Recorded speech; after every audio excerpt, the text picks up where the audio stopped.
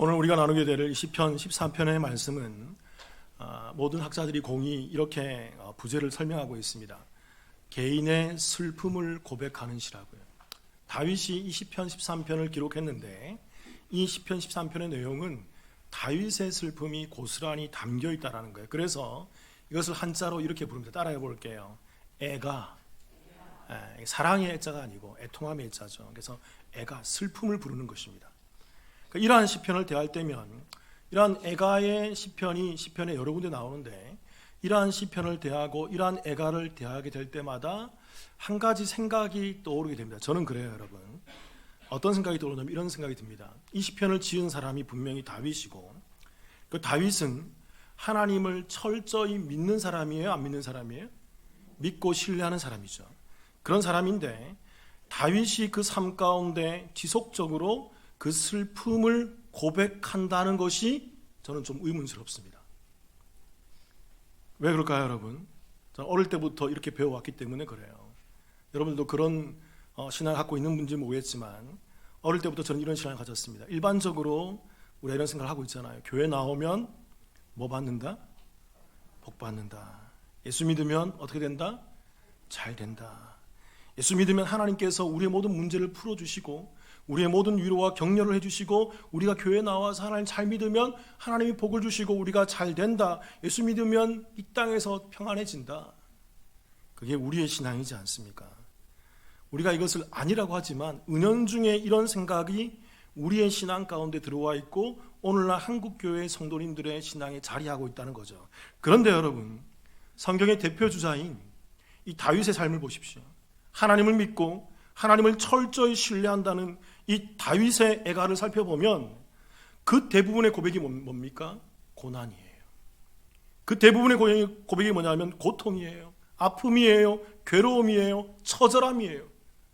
다윗은 이것을 한두 번만 겪은 게 아니란 말입니다. 사망의 음침한 골짜기가 내가 죽을 지경으로 힘들었던 적이 여러 번 있었다는 것입니다. 그래서 이러한 시편을 묵상해 보면 하나님을 믿는다는 다윗이 왜 이런 삶을 살게 될까라는 그런 의문을 갖게 된다는 것입니다. 그렇게 여러분, 우리는 말씀을 보면서 분명한 것을 깨달아야 됩니다. 예수 그리스도를 믿어 하나님을 경험한다는 것은 나의 어려움이 풀리고 나의 병이 치유되며 내 불행했던 그런 여건이 회복이 되고 내가 불행했던 삶이 행복한 삶으로 변화되는 것을 말하는 것이 아니라는 거예요. 오히려 예수 그리스도를 믿어서 하나님을 경험하며 예배 드리는데도 이 땅에서 어려움과 고난과 고통이 끊이지 않는 삶을 사는 분들이 부지기수로 많다는 것입니다. 어떤 경우에는 예수 그리스도를 잘 믿고 있는데도 연속적으로 지속적으로 빵빵빵 터지면서 어려움 가운데 고난 가운데 욕과 같은 시기를 지난 사람들이 우리 가운데 있더라는 것입니다. 그래서 다윗이 오늘 말씀에서 이렇게 고백해요. 13편 1절 2절 같이 한번 읽어볼까요? 시작. 여호와여 어느 때까지니까 나를 영원히 잊으시나이까? 주의 얼굴을 나에게서 어느 때까지 숨기시겠나이까? 나의 영혼이 번민하고 종일토록 마음에 근심하기를 어느 때까지 하오며 내 원수가 나를 치며 자랑하기를 어느 때까지 하리이까? 반복되는 단어가 뭐예요? 어느 때까지니까. 여러분, 이게 반복은 강조죠. 다윗의 심정이 여기 들어가 있어요. 어느 때까지, 어느 때까지, 어느 때까지, 어느 때까지. 이 어느 때까지니까라는 이 말이 히브리어로 아나란 말인데 이 말의 정확한 뜻은 뭐냐면 언제까지, 좀 더 분명한 뜻은 뭐냐면 얼마나 오랫동안, 이런 의미예요. 다윗이 지금 뭐라고 고백합니까? 하나님, 내게 이 고난이 도대체 얼마나 견뎌야 됩니까? 얼마나 지속돼야 됩니까? 내가 이렇게 수년, 이 오랫동안 이 고난을 겪어왔는데 내가 하나님 잘 믿는데요, 내가 하나님을 잘 믿고 예배 잘 드리며 내가 하나님을 찬양하며 찬양시를 짓고 하나님 예배에서 그 성막 가운데에서 다윗의 장막을 짓고 하나님이 예배하고 있지 않습니까? 이런 내가 왜 고난이 멈추지 않고 고통이 멈추지 않습니까? 하나님, 내가 왜 이렇습니까? 언제까지 이런 삶을 살아야 됩니까? 다윗이 강조하고 있는 거예요. 사랑하는 성도 여러분, 저와 여러분이 지금까지 살아오면서 신앙생활을 해오면서 이와 같은 경험을 한 때가 있지 않나요? 깊은 절망 속에서 하나님, 내게 왜 이런 일이 일어납니까? 나 예수 믿는데, 하나님 잘 믿는데 왜 내게 이런 일이 일어납니까? 그리고 또 이런 생각해 보지 않았나요? 내가 과연 택한 백성이 맞는가? 내가 과연 구원받은 사람이 맞는가? 그런데 내게 왜 이런 일이 일어나지? 그리고 이런 생각해 보지 않았나요? 하나님께서 오늘 다윗처럼 나를 버리시지 않았는가? 하나님의 얼굴을 돌리시지 않았는가? 하나님의 얼굴을 숨기시지 않았는가? 그리고 또 하나, 도저히 이 어려움 가운데서 내 가운데서 기쁨이 나오지 않고 절망과 탄식과 한숨만 나오는 그러한 고난의 때를 경험한 적이 있지 않습니까?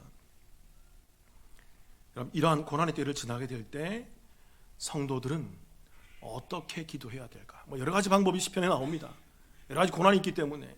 근데 오늘 말씀 가운데서 우리가 찾아볼 수 있는 한 가지의 이러한 고난 속에서 성도들은 어떻게 기도해야 할까요?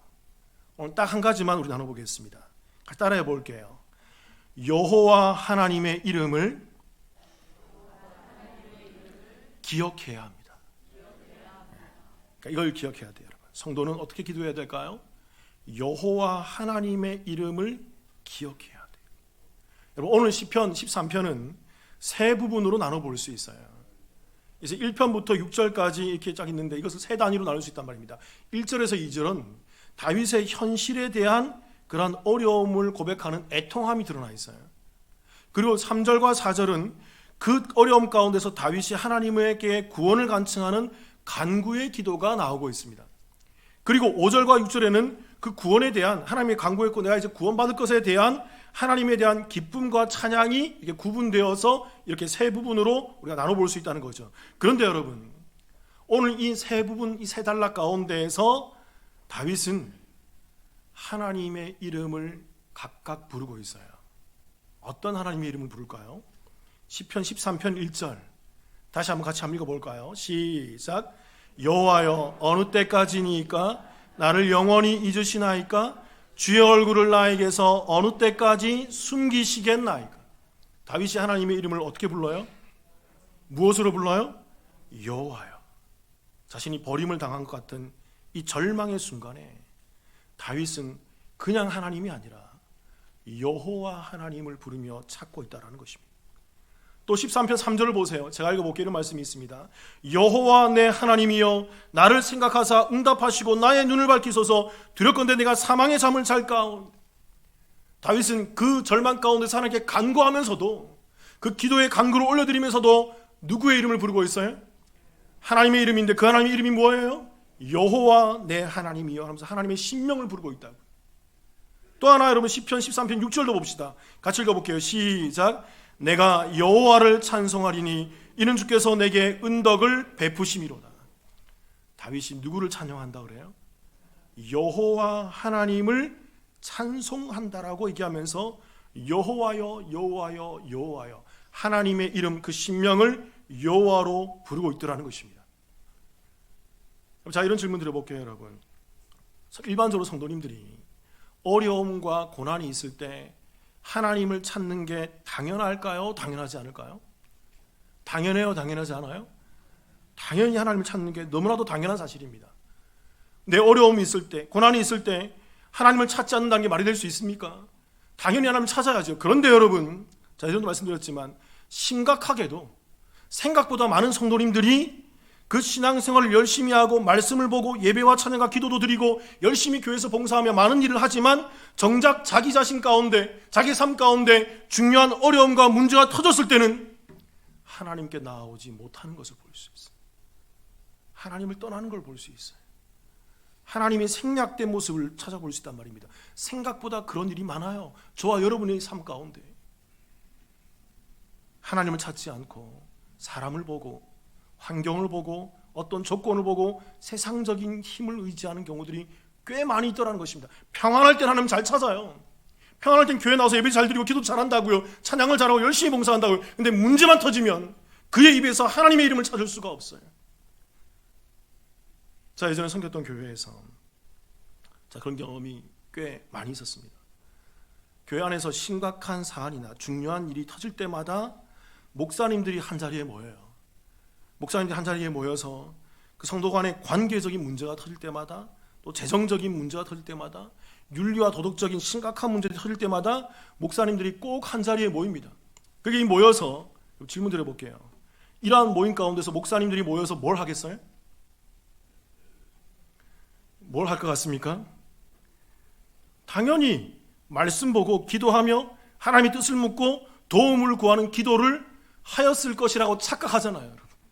그렇지 않습니까? 여러분, 그러지 못해요. 교회 출석하는 성도 중에 모여서 뭐 하냐면, 출석하는 성도 중에 변호사가 누가 있고 정치인이 누가 있고 법조인이 누가 있고 이런 일을 가장 잘 처리할 수 있는 경험 많은 경제인이 누가 있고, 그리고 이런 일을 처리할 수 있는 힘을 가진 사람이 누구 있는지를 각 교구에서 명단을 올려서 그 리스트를 받아서 작성하고 그들에게 찾아가서 자문을 구하고 도움을 구하는 그 회의를 수차례 했습니다. 매번 그랬어요, 매번. 물론 여러분, 이런 일이 나쁘다는 건 아니에요. 이런 걸로 말미암아 도움을 받고 이렇게 문제를 해결하고 세상의 지혜 가운데에서 문제를 풀어갈 수 있습니다. 그러나 여러분, 정작 이러한 문제가, 이러한 어려움들이 왜 우리 교회에서 일어나고 하나님께서 이 일을 통해서 우리 교회에게 무엇을 원하시는지를 그것에 대한 기도나 논의는 전무했었다는 거죠. 하지 않았다는 것입니다. 그렇게 여러분, 항상 이러한 문제들에 대한 결론은 동일했어요. 결론이 어떻게 날까요? 문제를 덮어요. 항상 그랬어요.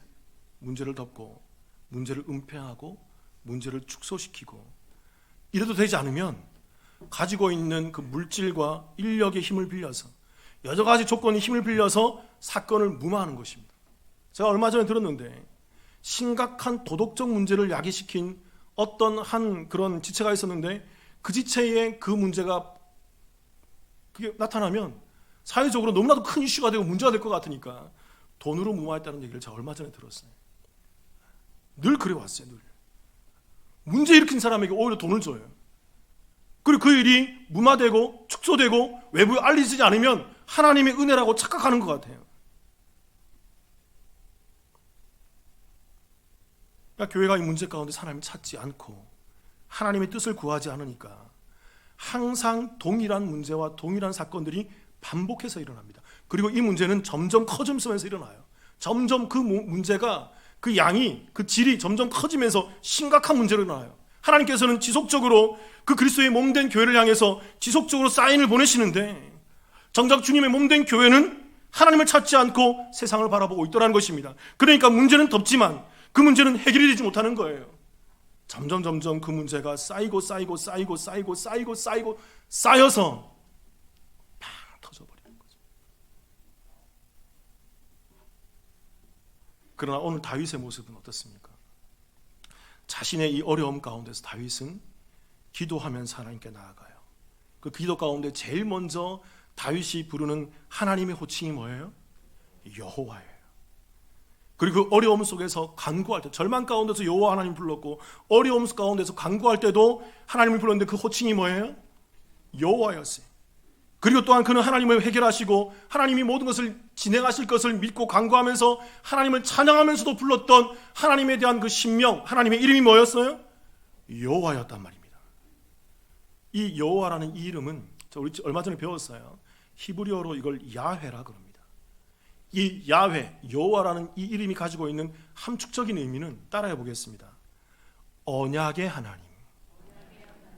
이제 제가 여러분께 중요한 하나의 관점을 드릴게요. 성경에서 야훼 또는 여호와라는 단어가 나올 때마다 언약의 하나님을 떠올리셔야 돼요.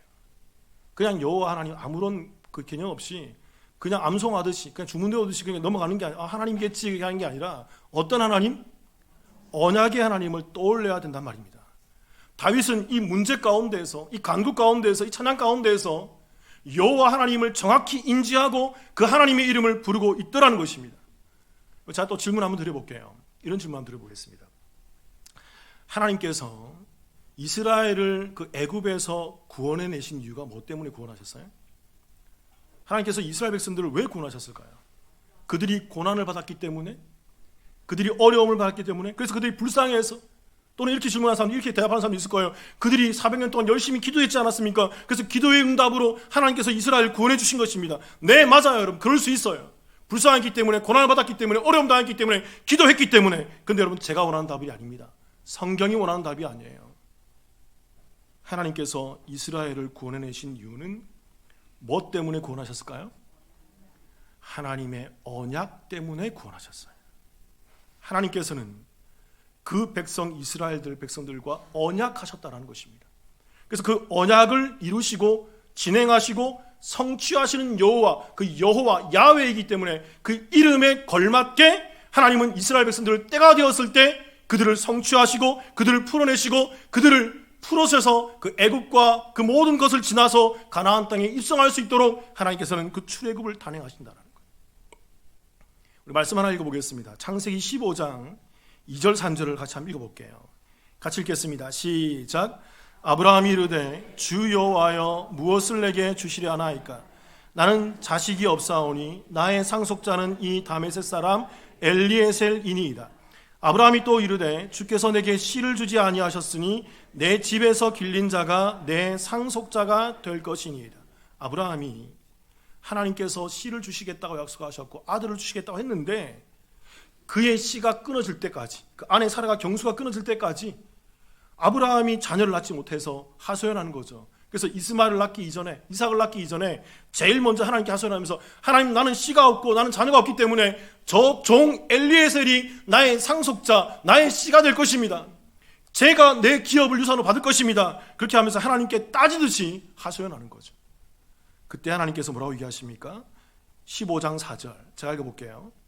여호와의 말씀이 그에게 임하여 이르시되 그 사람이 내 상속자가 아니라 내 몸에서 날 자가 내 상속자가 되리라 하시고, 하나님께서는 죽음 바 된 거예요. 씨가 끊어지고 경수가 끊어졌다는 것은 아브라함과 사라가 죽었다는, 더 이상 생명이 없는 존재예요. 그런데 그 생명 가운데서 하나님이 부활의 능력으로, 하나님이 그 전능하신 능력으로 생명을 나오게 하고 씨를 나오게 한다는 것입니다. 이건 1차적으로 이삭을 말하지만 결국 누구를 얘기하는 거예요? 예수 그리스도의 부활의 생명을 얘기하는 거예요. 창세기 담아놓은 거죠. 하나님께서는 일부러 아브라함이 끊어질 때까지, 아브라함이 그 육체가 더 이상 생산할 수 없는 그 죽음 받을 때까지 기다리신 것입니다. 그리고 그때가 되었을 때 아브라함의 100세 때에 그 이삭을 주고 생명을 잉태케 하는 거죠. 그리고 하나님께서 말씀하시는 거예요. 그 이유에 보면 네 자손이 많아질 거야.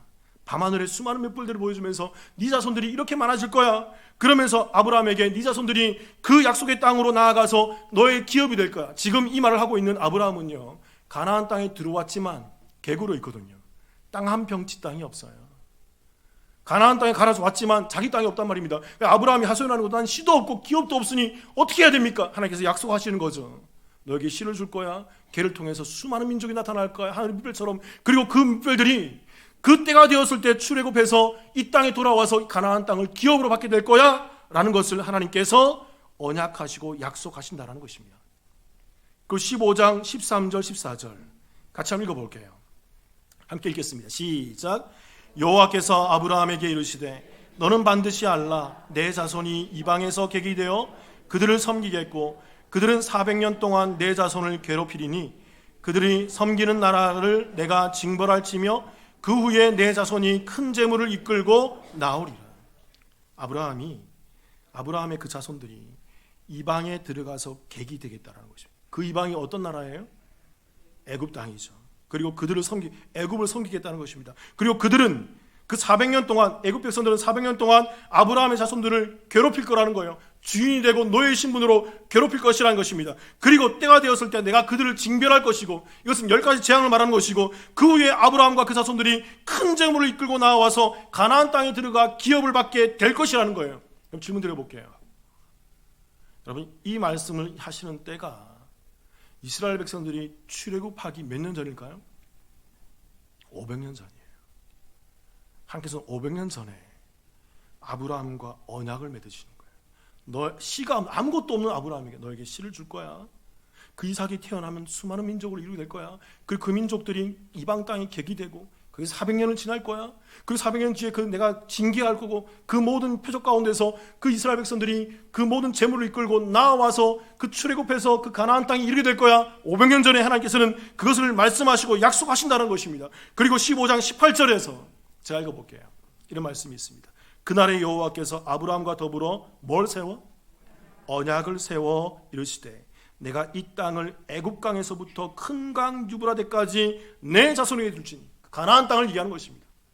내가 반드시 너와 너의 자손들에게 이 땅을 줄 거야. 그러면서 언약을 세우시는 거죠.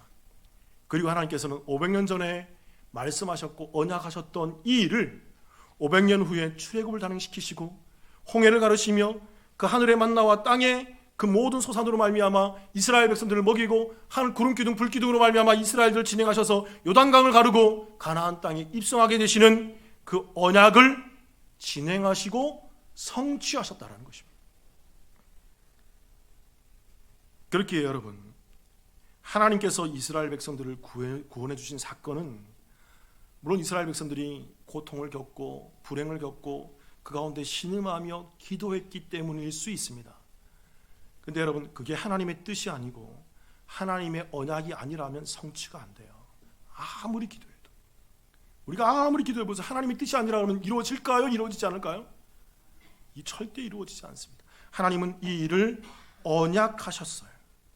그리고 이 언약하신 이유는 그 하나님께서 이스라엘 백성들을 구원해서 그 말미암는, 그 예수 그리스도로 말미암는 그 일을 단행하기 위해서 모세로 말미암아 여호수아로 말미암아 대표되는 그 대표성 가운데에서 하나님의 씨들이, 언약 백성들이 어떻게 구원받고 어떻게 세상 가운데 출애굽해서 영광의 가나안 천국에 입성하게 된 것을 우리 가운데 예시적으로 보여주기 위해서 이 언약을 단행하시는 거예요. 이러한 언약에 대한 하나님에 대한 이름이, 이 언약을 진행하는 하나님의 이름이 뭐예요? 야훼, 여호와라는 출애굽기 6장 2절 5절도 한번 읽어볼게요. 다시 한번 같이 읽어보겠습니다. 예전에 읽어봤지만 우리 2절부터 5절까지 한번 읽어보겠습니다. 시작. 하나님이 모세에게 말씀하여 이르시되 나는 여호와이니라. 내가 아브라함과 이삭과 야곱에게 전능의 하나님으로 나타났으나 나의 이름을 여호와로는 그들에게 알리지 아니하였고 가나안 땅 곧 그들이 거류하는 땅을 그들에게 주기로 그들과 언약하였더니 이제 애굽 사람이 종으로 삼은 이스라엘 자손의 신음소리를 내가 듣고 나의 언약을 기억하노라. 그래서 말씀하세요. 나는 여호와니라 라고 말씀하시면서, 그리고 가나안 땅 곧 그들이 거류하는 그 땅을 내가 그들에게 주기로 뭐 하셨다라고요?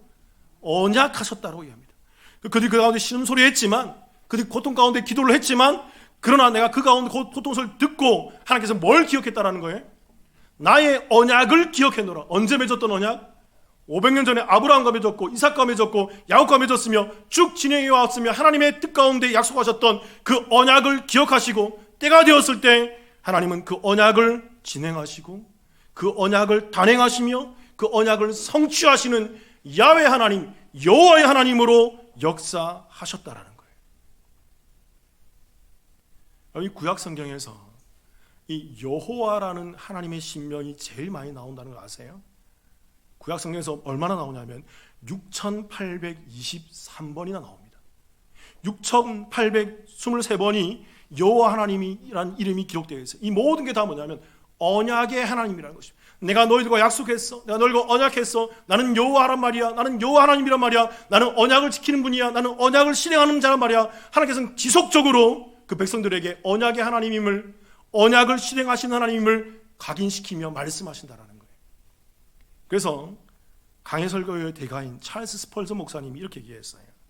성경 전반에는 약 32,500가지의 다양한 하나님의 약속들이 기록되어 있다. 그리고 이 목사님이 이렇게 얘기했어요. 이 모든 약속들은 다 이루어졌고 그리고 이루어져가고 있다라고 얘기하는 거예요. 그래서 여러분, 우리가 읽고 있는 이 성경이 무엇과 무엇으로 나눠져 있어요? 그렇죠. 구약과 신약. 제일 좋은 약이죠. 구약과 신약. 근데 이게 함축된 용어잖아요. 구약. 이게 무슨, 풀어 쓰면 무슨 얘기입니까? 옛 언약. 신약. 무슨 얘기죠? 새로운 언약.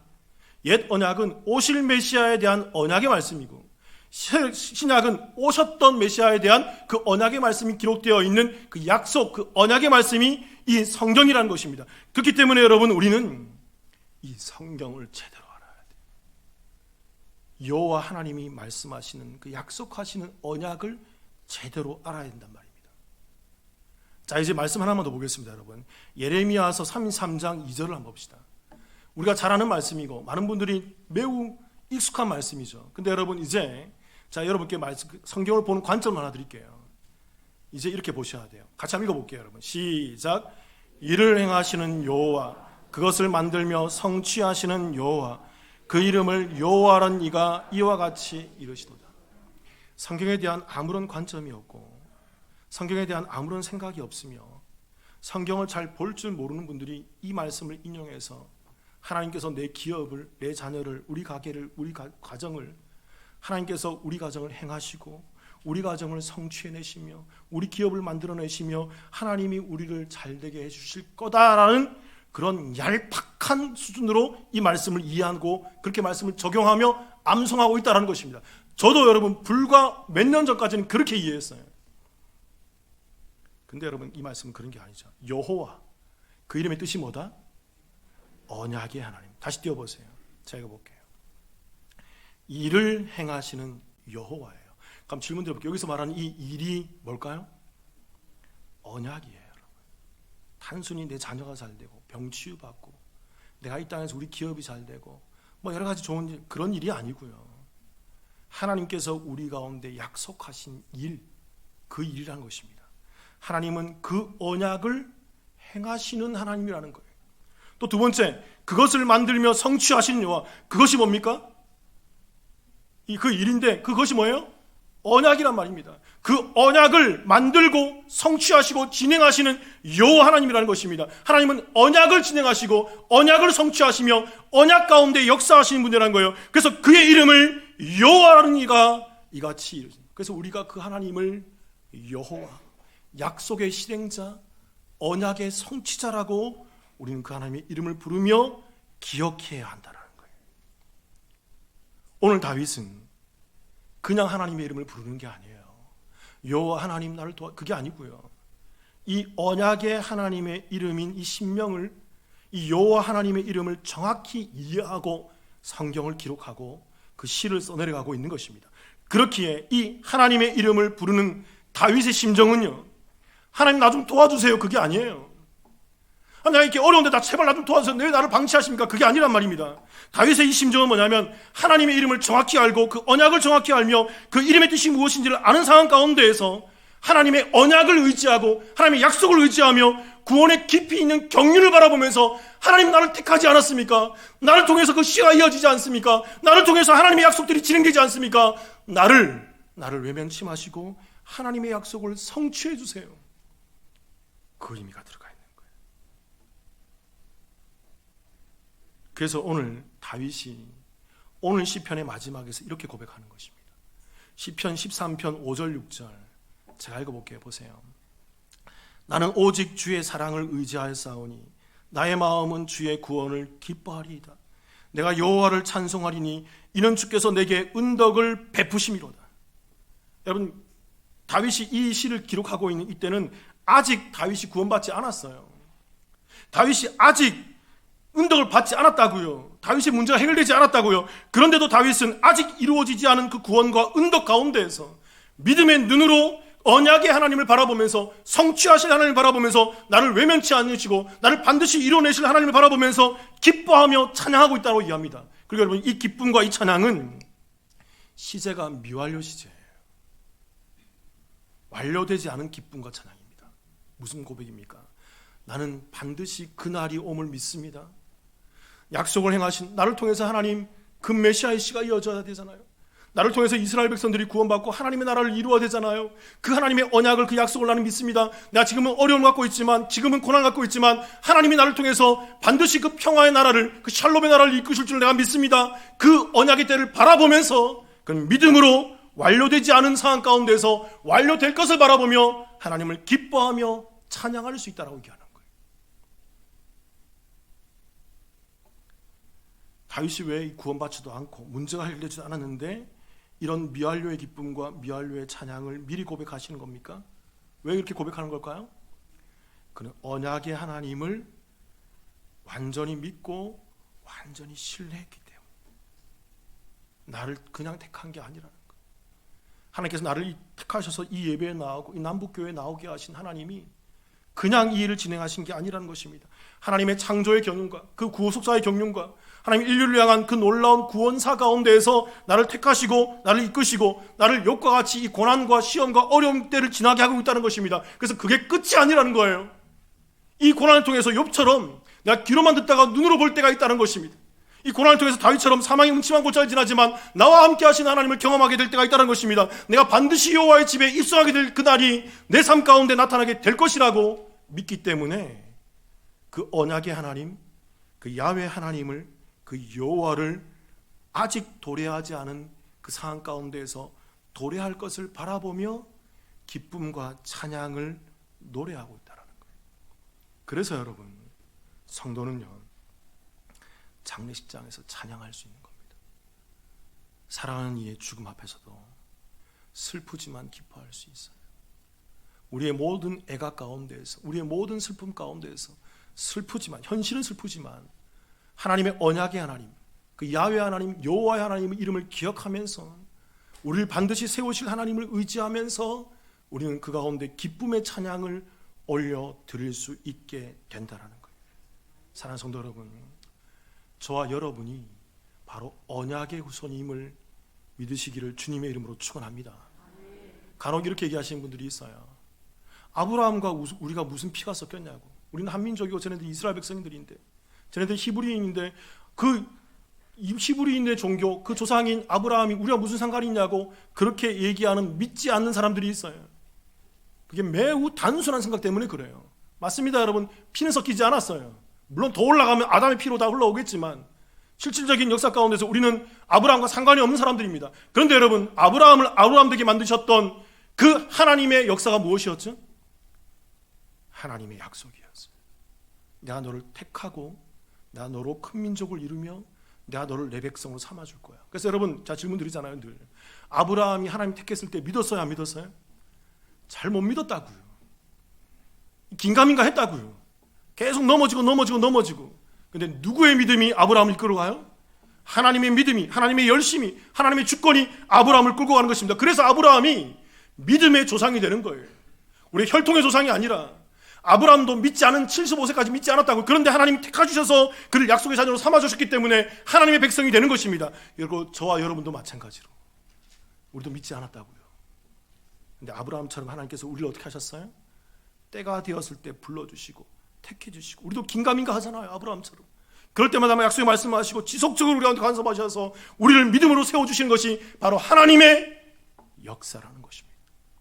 그 역사 가운데 저와 여러분이 믿음의 반열 가운데 들어서 아브라함과 같은 자리에 올라가게 되는 거죠.